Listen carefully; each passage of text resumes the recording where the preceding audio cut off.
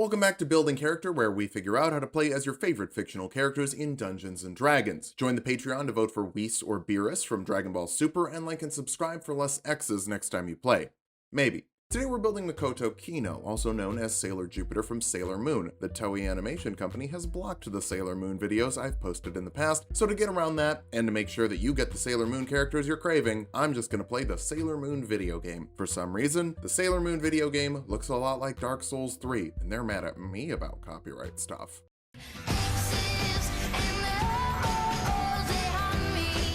Let's start off with our goals for this build. First, we need to punch. Jupiter is the most combat-ready Sailor Scout, even without any Sailor powers. Next, we need some Sailor powers, particularly the power of lightning. Finally, we need to fight in a Sailor outfit, so let's make sure we don't need any heavy armor. For stats, we'll be using the standard point buy from the Player's Handbook. Roll for stats if you want, just keep your multi-classing minimums in mind. Set your Strength and Constitution to 15. You're the most physical member of the Sailor Scouts before you even get lightning powers. Dexterity at 14, it's also important, but we can't have 3 15s unless we want 3 8s, and I don't want that. I want 10 in Wisdom because Makoto is good at cooking. Charisma and Intelligence down at 8, you have a lot of X's and are of average intelligence in middle school, so pretty low intelligence. Jupiter is a planet, but there aren't planet races in D&D, so I'll go for human, letting you take a feat like Fighting Initiate for a fighting style like Unarmed Fighting. That lets you make unarmed attacks that deal 1d8 bludgeoning damage, 1d6 if you only have one free hand, and 1d4 to a creature you have grappled once per turn. Grappling is probably the best thing you can use your other hand on since you don't really need a weapon. Bump your Strength and Constitution with your 2 free points, take Survival for your skill of choice, and the Entertainer background for acrobatics and performance. A lot of times I'll see DMs suggest using Survival for cooking, but it's an art form, so I think it could be performance, or acrobatics.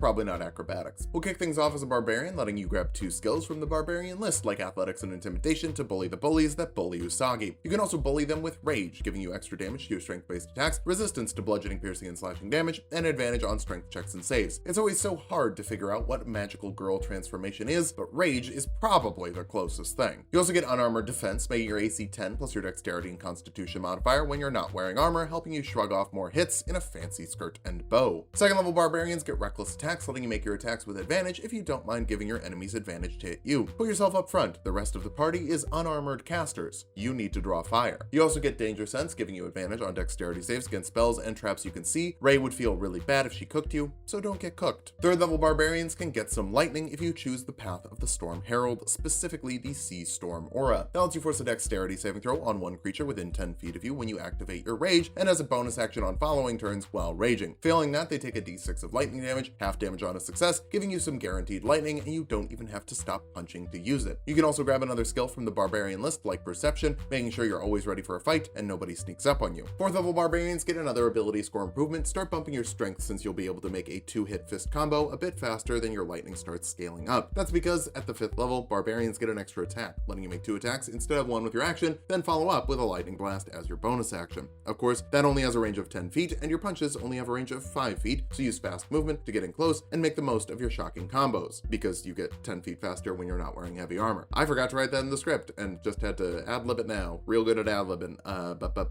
What's the deal with, the 6th level Sea Storm Barbarians get a Storm Soul for resistance to lightning damage, as well as a swimming speed. It's very good exercise, and will definitely help you be ready to win more fighting tournaments. 7th level Barbarians get Feral Instinct, giving you advantage on initiative rolls. Dexterity is the unofficial 3rd stat of Barbarian. Since you can't get proficiency, you get advantage on a lot of dexterity stuff. You also get Instinctive Pounce, letting you move half your movement speed when you activate your Rage, close that gap, and bash those baddies. 8th level Barbarians get another ability score improvement, cap off your strength score. Will then start working on Constitution for better lightning. Even though Barbarians are usually a pretty mad class, multi-ability dependent, this will actually help cut down on the madness because your lightning also comes from your toughness. 9th level Barbarians get Brutal Critical, adding an additional damage die to your critical hits. That's 3d8 from One Punch. You've heard of One Punch Man. This is One Punch Woman. 10th level Storm Heralds get Shielding Storm, sharing your lightning resistance with the rest of the Sailor Scouts within 10 feet of you. When you're as ready for a brawl as Sailor Jupiter, it makes you a bit of a lightning rod. Your lightning bolts also now deal 2d6 lightning damage. 11th level Barbarians get Relentless Rage, so the first time you should die while raging, you can make a DC 10 Constitution save to stay up at 1 HP instead. The DC increases by 5 every time you have to make this until it resets when you take a long rest. If you use it too much, you might get amnesia though. 12th level Barbarians get another ability score improvement. Let's start working on Constitution for better lightning bolts, more HP, better AC, and more regular not death. 13th level Barbarians get another brutal critical die for a walloping 4d8 bludgeoning damage. That'll really sock it to the weird car aliens. There's probably a weird car alien at some point. It's honestly been a minute since I binged Sailor Moon, but pretty much every inanimate object turns into an evil alien thingy. 14th level Storm Heralds get Raging Storm. For a Barbarian of the Sea, that means you can use your reaction to force a strength saving throw on a creature you hit with a melee weapon attack. Failing that, they're knocked prone, giving everyone within 5 feet advantage on follow-up attacks. I thought they also had disadvantage on dexterity saving throws, but I was wrong. I guess they can still dodge lightning bolts on the floor? 15th level Barbarians get Persistent Rage, meaning your rage only ends early if you wanted to. There's no reason to want it to since you're not casting spells. You're just calling down 3d6 lightning damage as a bonus action because it's fun. 16th level Barbarians get another ability score improvement, cap off your Constitution modifier for 5 extra HP every time you level up moving forward, and 16 more HP at this point since HP scales retroactively. I wish we could have even more Constitution. Too bad that will never happen. 17th level Barbarians get a third brutal critical die, which means 5d8 from a critical punch with twice as many opportunities thanks to Reckless Attack. Always use Reckless Attack, by the way. You have a ton of HP. Just take the hits and keep the other scouts safe. 18th level Barbarians get Indomitable Might, meaning the lowest you can roll on a strength check is your strength score, which is 20, making you some of the most consistent muscle we've ever built. 19th level Barbarians get our last ability score improvement. Unfortunately, we can't bump our Constitution or Strength any higher. They're already at the cap. So you might as well go for Dexterity for better AC, 18 at this point, which is the bare minimum. You could even wear a shield, but that's not in character, so just keep both hands free to punch harder. Our capstone is the 20th level of Barbarian for like so many things. Primal Champion breaks the game scale and adds 4 to your Strength and Constitution scores, giving you 40 more HP, plus 2 AC, plus 2 damage per punch, a minimum of 24 athletics checks, and a lightning save DC of 21 on lightning that's been upgraded to 4d6. That is higher than a wizard or sorcerer could ever have for their spells, and you are the anti-caster. You also get an unlimited number of rages, so you effectively permanently resist bludgeoning, piercing, and slashing damage, and just have a plus 11 damage modifier to your punches. Barbarian has one of the best capstones in the game. Let's talk about it. Now that we've hit level 20, let's figure out how viable this build is. First, you're able to hammer away with incredibly accurate punches from advantage and a plus 13 modifier to hit, and painful punches that deal plus 11 damage with each hit. You're also really bulky with 20 base AC, over 250 HP, and resistance to physical damage to brawl with the endurance of a sailor. Finally, your bonus action lightning attack is basically a cantrip that you get to do every round for free with half damage on a successful save and a higher saving throw than any possible caster could have. For weaknesses, your range isn't great, with 10-foot range of your aura being the best option, or I guess throwing a chair at someone, maybe. You're also lacking soft stats, which means illusions, charming effects, paralyzation are all issues for you. Finally, as fun as punching is, there are some things called weapons that can deal a lot more damage. But one of your exes used a weapon, probably, so just punch people, shock people, and stay alive forever. Just watch out for someone with potent casting, or they could have you changing your Neptune. Thanks for watching. If you like the video, subscribe for more. We make 2 videos every week. Join the Patreon to vote for Whis or Beerus from Dragon Ball Super, and sub to Tulok and Mango for more Tulok fun.